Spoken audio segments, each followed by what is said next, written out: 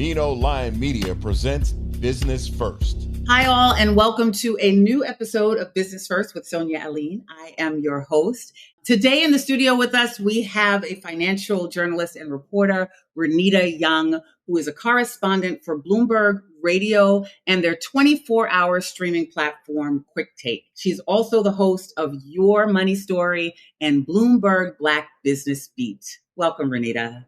Thank you so much for having me, Sonia. I'm excited to chat with you today. I am too. I'd love to hear how you found interest in financial reporting. Oh, that's an interesting question. So fear actually motivated me to dive into financial reporting. I can remember when I was graduating from undergrad, and this was during the Great Recession, or right at the beginning of it. And I was just afraid of, how do I pay back college loan debt? How will I buy a home one day? I want to buy real estate. I also want to save for retirement. And this was at a time when baby boomers were starting to retire. And it was told to us that Social Security will not be there by the time we want to get there. So fear motivated me. Because of that, I wanted to understand markets. I wanted to understand how money moved. And instead of running away from it, I ran directly into it and started to learn as much about money, economics, business as possible. Wow. So you were very much interested in everything financial, even as you were graduating. Was the thought of looking for a job or setting yourself up on this after graduating and setting yourself up to either do business or to live the life that you had planned to live, was that also part of it? Like, because it was during the Great Recession that you didn't, the fear that, you know what, I may not be able to participate in society the way I'd like to. At that time, I'm not even sure if I got that far yet in my thinking as, my place in the economy. Right. All I know is that there was stuff that I wanted and I wanted to make sure I could get it. Right. But I definitely wanted to make sure, on some level, I wanted to make sure that I would be able to live the life that I desired. If you're thinking about, or talking about, my way in business, meaning creating a business, honestly, I hadn't thought about it at that point at all. But I wanted to just make sure I could not just survive, but thrive and live a good life. And so were you thinking, all right, well, let me learn about this and see how I can create a career for myself? Or was it, let me just start learning about it, and in learning about it, you found an opportunity for a career in this space? I think it's the latter, because all of those things collectively are really personal finance. And that's something that I'm extremely passionate about. I wouldn't even get the language for it until like 2015, when I took a personal finance course for myself. And then I learned, more about budgeting. And that was later in the game for me. I was a fully grown adult by that time, but I learned a little bit more about the connection. And then later on, I would learn more about, the necessity to choose a career that you believe would pay you better so that you could live a better life. And I learned more about investing, and I learned more about multiple streams of income as well. What were some of the aha moments in your studying personal finance? For a lot of us, it's something that we have avoided. If we weren't taught it at home, we've kind of struggled through it. But for many of us, particularly in our community, it's not something that we've dedicated ourselves to studying and making sure that we understand. And so in you deciding to pursue this, what were some of the things that you understood that continue to be helpful in your journey, and particularly in terms of how you teach others and enlighten others about the importance of understanding personal finance and managing your finances properly? I think one of the first light bulb moments, and this is simple, and I cannot believe that I thought this was a light bulb moment at the time, but it absolutely was. Just the mere thought that I would not have to work for every penny of my retirement. I wasn't aware of how investments worked and how compounding interest worked, and how if you contribute more to either a retirement account via 401k or an investment account through any brokerage accounts. I just was not aware of how if you contribute to it regularly, then you could take advantage of compounding interest and that, your money will grow over time. That simple thought was something that I wish I would have known back when I was of age to actually invest. And what are you hearing from many of the people who listen to your broadcast, listen to your stories? What are you hearing back from even some of those folks in terms of some the new information that you're encouraging people to find? Well, I hear people being empowered to go and try out investing on their own. And the people that I love talking with the most are the ones who are empowered to simply build a budget for the first time. You won't believe how many people are out here who haven't sat down and put pen to paper or virtual pen to virtual paper to actually see what their money looks like. And then the freedom they get when they find out they have a little bit more to work with than they thought, or when they find out that they are more confident to do different things with their money, when they become confident to plug in numbers in their spreadsheets in different ways, and maybe they're finding ways to decrease spending so they can save for a long-term goal. Those are the things that I love talking to people about, because they often build up to something big. And most of all, they build up a great habit that people can, have for the rest of their lives and teach their kids and so on and so on. That was, I think, a big aha moment for me as well, putting pen to paper. Before then, everything was just kind of in my head. And I would tell myself stories about what I thought I could do and not do. And so the fact that you have mentioned that, I'm sure that has been transformative for a lot of people who are able to now look at everything on paper and make, I guess it's more rational decisions about where they are. Absolutely. And I'll tell you about the first time I did it, right? I took this personal finance course. I was living in Louisiana, and I took this course at my church at the time. And I'm going to tell you, when we put my budget on paper, I gave the full-on ugly cry because of how much money I had that was in debt, including college loans. I could not believe that I let my credit card debt grow so much. But that was the reality check that I needed, Sonia, and really the empowerment that I needed to be able to help other people do it. So I know what you're talking about when you say put the pen to paper, and how it feels, because it definitely pinched me that day. And then how do you, when people do realize, right, how much debt they are in, what is your advice for people who feel like, I'm just never going to get out of this? Like, I'm looking at what I make, I'm looking at what I owe, and like, where will I ever be able to invest or save or even come out of this hole that I think I'm in?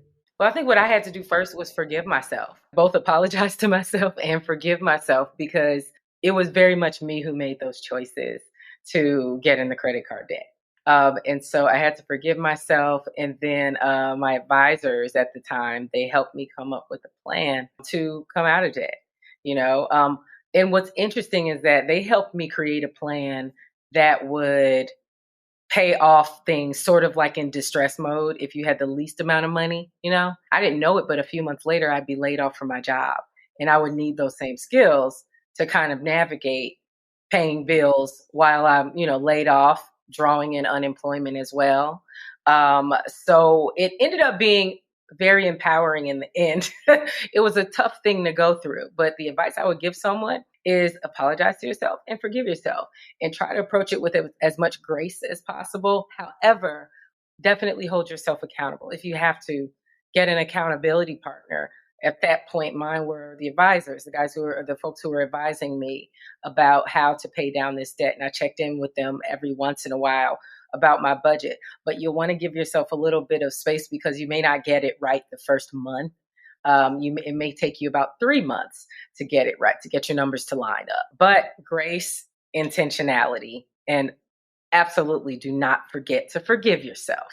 I love that, because we can spend a lot of time beating ourselves up, and staying in that space about, how silly we could have been, or how irresponsible we could have been. And so I love that you're saying to forgive yourself and to have grace with yourself. If you could talk a little bit about the time that you were laid off and how helpful that was that you at least had started the process. After that, I want to talk about the recession. I know you've done a couple of videos and some posts around the recession, and that's what everybody's nervous about, that they could possibly lose their jobs, or we have a lot of people leaving jobs. What was that time like, and how did it help that you were able to see everything on paper now that no money is coming in or little money is coming in with your unemployment? Well, this point, I had lost my job. It was years after the recession had happened. The latest recession had happened, I should say. And so when I graduated initially from undergrad and graduate school, it was during the recession. So I kind of had that under my belt already by the time the layoff happened years later. But during that time, the very specific knowledge that I used from that personal finance course was how to call creditors and let them know, hey, I'm not working right now. I've been laid off. This is what I can afford to pay per month. Can we set up a payment plan? Or it was freezing credit cards and then setting up a payment plan for that.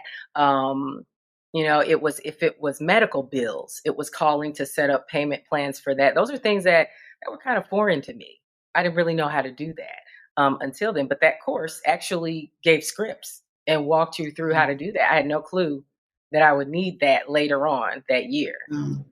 What is it about our finances that makes us want to bury our heads in the sand? Because I'm listening to you, and I had left my job it was before the pandemic, but I remember just all of the panic and the anxiety around bill collectors, where and you hear people say that, like, what we want to do is avoid them. Like, I don't want to take this call. I don't want to respond.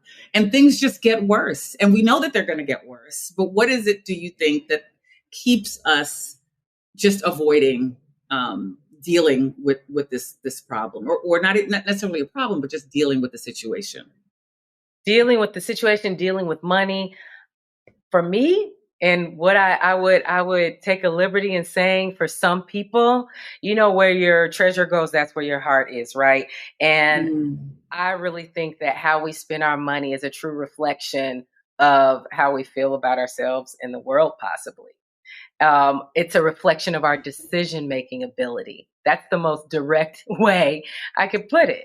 And so if that reflects poorly on you, you probably want to run away from it every way you can.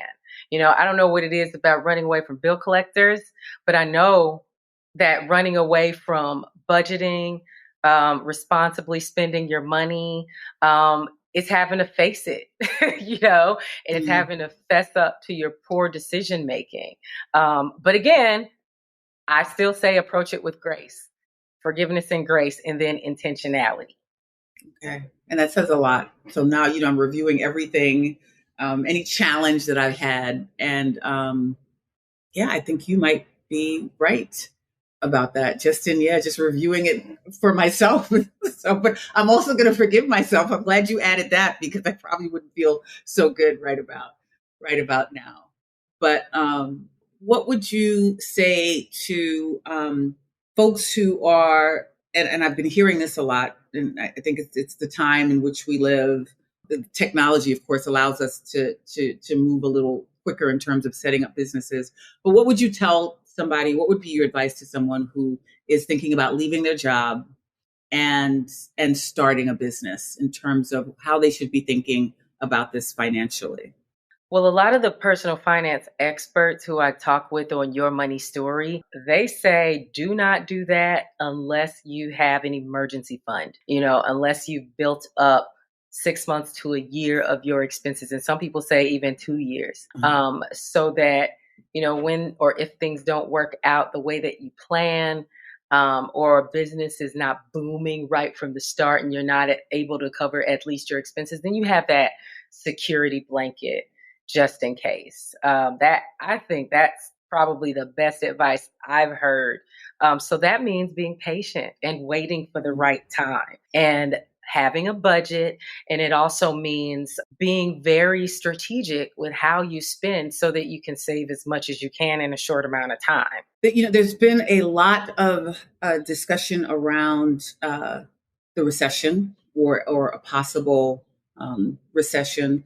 And I've seen that you've done a couple of posts and a few videos on that. Could you share with our audience what people should be concerned about? Because it's a word that's being used a lot.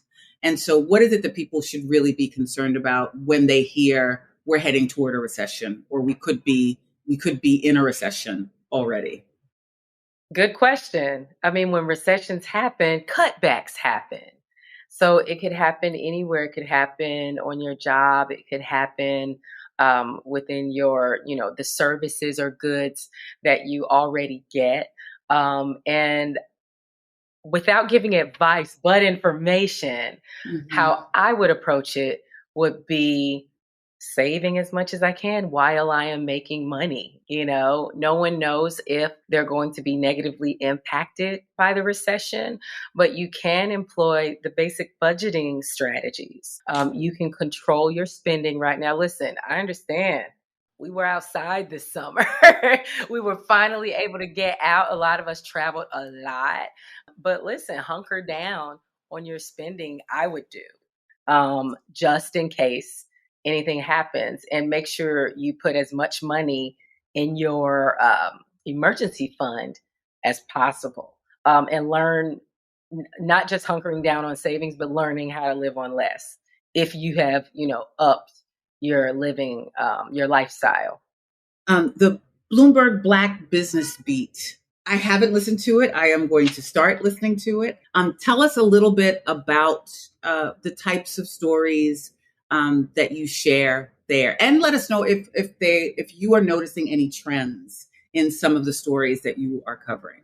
Thank you so much for asking me about that. I love this project. It's near and dear to my heart. And the Bloomberg Black Business Beat is a daily 1-minute radio segment on Bloomberg Radio. It covers the culture and commerce impacting Black audiences. So we talk about a lot of things, from ongoing trends in business, to corporate America's promise to Black America, and even some of the business interests and philanthropic interests of celebrities and dignitaries. I've had a lot of great guests on there, a lot of Black entrepreneurs who honestly, otherwise, many people in our audience would not hear from unless they were on this particular show. And they tell me that. I'm really grateful. The days are long sometimes with working in media, but every once in a while, a Black business owner will post a Bloomberg Black Business Beat where they were on it, and they'll say, "We made it to Bloomberg." And I think that's great, because who knows, if they've been able to make it so soon to Bloomberg. So I'm grateful for the folks who do that. And I know you have to do an excellent job, because to pack all of that in, you're saying in a minute? A minute. In a minute. Wow. You'd be surprised. What have been, or who have been, some of, I don't want to say favorite, but have there any been like great surprises in terms of your interviews, or folks that you think you would recommend you should definitely check, this person out because this was an interesting surprise, or this was a great opportunity to share information that I wasn't familiar with? Yes, I definitely. Now, most recently, I had a really interesting guest on. So I went to cover the National Association of Securities Professionals Conference in Chicago recently. And so this organization advocates for people of color and women in the securities industry. So I did one-on-one interviews while I was there. I met a guy named Christian Nwasike, and he's the managing partner and founder of Practice Management Consultants. And so what they do is they help Black and people of color who are advisors, financial advisors. They help them Blackify their content for their customers, right? And so the example that he gave me was of a young man who was working for a big bank or financial institution. His manager suggested, "Hey, why don't you go and learn golf so that you can create these relationships in business?" Golf is sort of like the sport of business, right? And that wasn't really his thing. So Christian and his team worked with the advisor who wanted to get some high profile clients, athletes. And so he found out that his barber cut hair for a lot of basketball players in that area. And so he put together an event at the barbershop for these clients and walked away with $2-3 million of business. Wow. Right. And so they blackified the content. They changed some of the structures and themes of how they presented the content from the financial services agency to these clients to be able to relate. And so that was like, I think one of the most quintessential ways that I see not only unique businesses being born out of this time that has happened after the killing of George Floyd, as well as how to uniquely start a business in a pandemic, because the business just started. Another interesting person I had on was Taraji P. Henson. So she talked about her mental health initiative that is in public schools in some areas. And it's after the foundation that's named for her father. And so it's the unspoken curriculum. And it's the things that we all learn at some point, but they're not actually taught to us in a systemic way. And it's a way to help Black kids get through the public school system while they're understanding microaggressions, while they're understanding the high rates of policing, while they're understanding force in a different way and authority in a different way. So those are some of my favorite. But we do it all. We talk to folks who have beauty salon networks, that are a franchised beauty salon network. I speak to artists. I'm able to do really cool stories on Beyonce was named one of the most successful artists in the decade by Billboard magazine, I believe. Nope, it was Rolling Stone magazine. Rolling Stone. Pardon me. Let's just redo that. Beyonce was named one of the most successful people in the past decade or so by Rolling Stone magazine. I did an article on that, or not article, I actually did a Black business beat that on it. And what I love about it is that we're able to use music and other kinds of production quality to relate to our audience. Oh, very cool. Those are great stories. And so is there a place where we can go back and listen to the history of the stories that you've done, or we've got to keep up with is it each day or each week? It's every day. Well, it's 5 days a week. Wow, and very cool. You can see all the episodes are now being posted on Bloomberg.com, and just search for Bloomberg Black Business Beat, and it should all pop up. Historically, though, I was posting them on all my social media platforms before we got real estate on the website. So if you want to look way, way, way back, like episode 1, then you could check out my YouTube. Okay, so we'll do that as well. And talking about stories, your money story, tell us a little bit about that platform as well. I love it because I get a chance to have full-on conversations with people about their money habits, their mindset on money, and some of these concepts of wealth building. So at the core, wealth building is all about saving, investing, and paying off debt, right? And so we use those broader themes to talk about deeper things. Like one day I had someone on to talk about how not to let your mental health impact your financial health. And then I had someone also on to talk about how to find out if you're compatible financially in a relationship, right? But also I have people coming on to talk about budgeting to beat inflation. I have people coming on to talk about how to make your side gig your main gig, or how to prepare to make your grand exit from your job. So all things surrounding money, in culture and life, I guess, it kind of blends in. And a lot of times those same people will come on the Black Business Beat and talk about wealth as well. Okay. And we can find all of those on the Bloomberg website as well? Actually, those are on my YouTube channel. So it's youtube.com/Renita D. Young. Okay. And so please give us all of your platforms so that we can follow you and follow this advice that we all need.